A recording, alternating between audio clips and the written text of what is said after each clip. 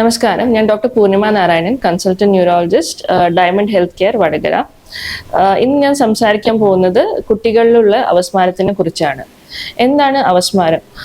അവസ്മാരം നമ്മുടെ തലച്ചോറിലെ ഒരു അബ്നോർമൽ ഇലക്ട്രിക്കൽ ആക്ടിവിറ്റി, അല്ലെങ്കിൽ നമ്മുടെ തലച്ചോറിന്റെ വൈദ്യുതി പ്രവാഹത്തിൽ എന്തെങ്കിലും ഒരു ഡിസ്റ്റർബൻസ് ഉണ്ടെങ്കിലാണ് നമ്മൾ സാധാരണ കാണാറ്. അവസ്മാരം നമുക്ക് രണ്ട് തരത്തിൽ വേർതിരിക്കാൻ പറ്റും: generalised epilepsy, focal epilepsy. Generalised എപ്പിലെപ്സിയിൽ നമ്മൾ തലച്ചോറിന്റെ രണ്ട് ഭാഗങ്ങളിൽ നിന്ന് ഒരുമിച്ച് സ്റ്റാർട്ട് ചെയ്തിട്ട് നമ്മുടെ എൻറ്റയർ പൂർണ്ണമായ തലച്ചോറിനെ ബാധിക്കുന്ന ഒരു അവസ്മാരമാണ്. ഫോക്കൽ എപ്പിലെപ്സി നമ്മൾ ഉദ്ദേശിക്കുന്നത് നമ്മളുടെ തലച്ചോറിന്റെ ഏതെങ്കിലും ഒരു പോയിന്റിൽ നിന്നാണ് ഈ അവസ്മാരം സ്റ്റാർട്ട് ചെയ്യുക. ചിലപ്പോൾ ആ പോയിന്റിൽ തന്നെ ആയിരിക്കും നിൽക്കുന്നുണ്ടാവുക, അല്ലെങ്കിൽ ബാക്കിയുള്ള തലച്ചോറിനെയും ബാധിക്കാൻ സാധ്യത ഉണ്ട്. അപ്പൊ നമ്മുടെ രോഗിയുടെ ലക്ഷണങ്ങളുടെ അനുസരിച്ചിട്ടാണ് പിന്നെ നമ്മൾ EEG പറഞ്ഞ വേറെ ടെസ്റ്റുകൾ വെച്ചിട്ടാണ് നമ്മൾ ഈ ജനറലൈസ്ഡ് എപ്പിലെപ്സി ആണോ ഫോക്കൽ എപ്പിലെപ്സി ആണോ എന്ന് നമ്മൾ കണ്ടുപിടിക്കുക. ഈ എപ്പിലെപ്സി വരാനുള്ള കാരണങ്ങൾ പലതാണ്. കുട്ടികളിൽ നമ്മൾ സാധാരണ കോമൺ ആയി കാണുന്നത് ജനിതക കാരണങ്ങളാണ്. പിന്നെ ഉള്ള കാരണങ്ങളാണ് ഘടനാപരമായിട്ടുള്ള എന്തെങ്കിലും പ്രശ്നങ്ങൾ ഈ ഇലക്ട്രിക്കൽ ഡിസ്റ്റർബൻസ് ഉണ്ടാക്കുന്നത്. ഉദാഹരണത്തിന് ചെറിയ എന്തെങ്കിലും ട്യൂമർ, അല്ലെങ്കിൽ ജന്മന എന്തെങ്കിലും ചെറിയ വേരിയേഷൻ തലച്ചോറിന്, അല്ലെങ്കിൽ ഇൻഫെക്ഷൻസ്, എന്തെങ്കിലും പരിക്ക് വന്നിട്ട് അതിന്റെ ഡാമേജ് കാരണമുള്ള അവസ്മാരം ചില കുട്ടികൾക്ക് ഭാവിയിൽ വരാം.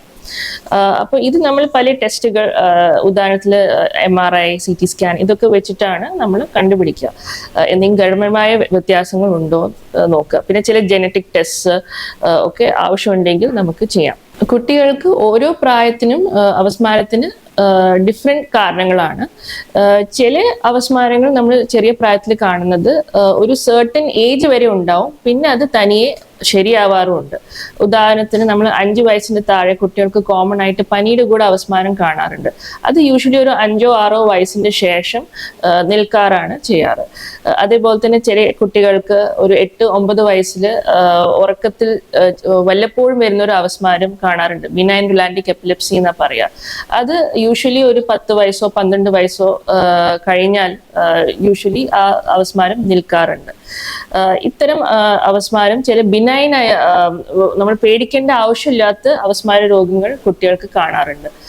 അപ്പോൾ ഇതൊക്കെ വേർതിരിക്കാനാണ് നമുക്ക് പല ടെസ്റ്റുകൾ ആവശ്യം വരിക. അപ്പം അതാണ് നമ്മൾ EEG, MRI ഇത്തരം ടെസ്റ്റുകളൊക്കെ ചെയ്യുക, ഇത് വേർതിരിക്കാൻ വേണ്ടിയിട്ട്. പിന്നെ എന്തെങ്കിലും ഘടനാപരമായ അസുഖങ്ങളുണ്ട്, ഈ ചില സ്ട്രക്ചറൽ ആയിട്ടുള്ള പ്രശ്നങ്ങൾ, തലച്ചോറിന് ചെറിയ വേരിയേഷൻസ് ഒക്കെ ഉണ്ടെങ്കിൽ, ഫോക്കൽ എപ്പിലെപ്സീസ് ഉണ്ടാവുമ്പോൾ നമുക്ക് ചില കുട്ടികൾക്ക് മരുന്ന് കൊണ്ടും ചിലപ്പോൾ അവസ്മാരം കൺട്രോൾ ചെയ്യാൻ പറ്റാത്ത സാഹചര്യങ്ങളും വരാറുണ്ട്. ചിലപ്പോൾ 2-3 മരുന്നുകൾ കഴിക്കേണ്ടി വരാറുണ്ട്. എന്നിട്ടും കൺട്രോൾ ആവാത്ത അവസ്മാരങ്ങൾക്കാണ് നമ്മൾ വേറെ ഓപ്ഷൻസിനെ പറ്റി ആലോചിക്കേണ്ടത്. ഉദാഹരണത്തിന് സർജറി, വേഗൽ നെർവ് സ്റ്റിമുലേഷൻ.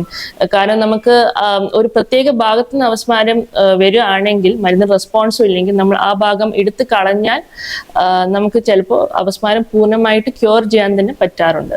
പക്ഷെ അതിന് നമ്മൾ കറക്റ്റ് ആയിട്ടുള്ള ടെസ്റ്റുകളും ചെയ്യണം. കറക്റ്റ് ആയിട്ടുള്ള രോഗിയാണെന്ന് കൺഫേം ചെയ്തിട്ട് വേണം അത് ചെയ്യാൻ. അപ്പോൾ ഇപ്പോൾ നമുക്ക് അവസ്മാരത്തിന് പല ട്രീറ്റ്മെന്റ് ഓപ്ഷൻസും ഉണ്ട്. അപ്പോൾ അവസ്മാര രോഗം ഉണ്ടെങ്കിൽ അതിനുള്ള സ്പെഷ്യലിസ്റ്റിനെ കൺസൾട്ട് ചെയ്തിട്ട് കറക്റ്റ് ആയിട്ടുള്ള ടെസ്റ്റുകളും ട്രീറ്റ്മെന്റും ചെയ്താൽ നമുക്ക് ഒരു നിയർ നോർമൽ ലൈഫ് നയിക്കാൻ പറ്റും. Thank you.